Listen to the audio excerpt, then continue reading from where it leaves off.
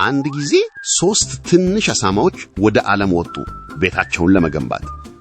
የመጀመሪያው አሳማ ሰነፍ ነበር። ፈጥኜ ቤቴን እጨርሳለሁና እጫወታለሁ አለ። ከገለባ ቤት ገነባ። ሁለተኛው አሳማ ትንሽ ተክቶ ሠራ። ይህ ይበቃል አለ። ከእንጨት ቤት ገነባ።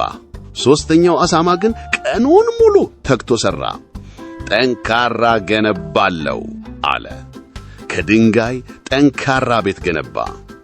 በማግስቱ አንድ ትልቅ ተኩላ መጣ።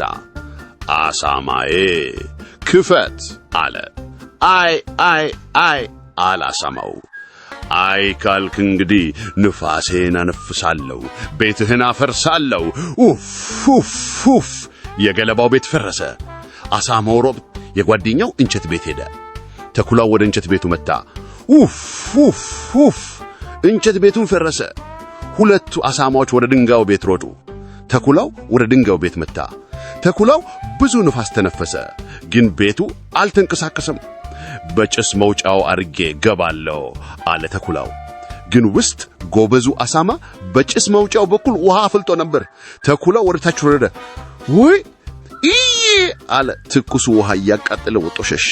3ቱ አሳማዎች ደስ አላቸው። እስኪ ከዚህ ምን እንደተማረ የሚነግረኝ አለ? አዎ፣ ጠንክሮ የሠራ ሥራው ይከፍለዋል በሉ።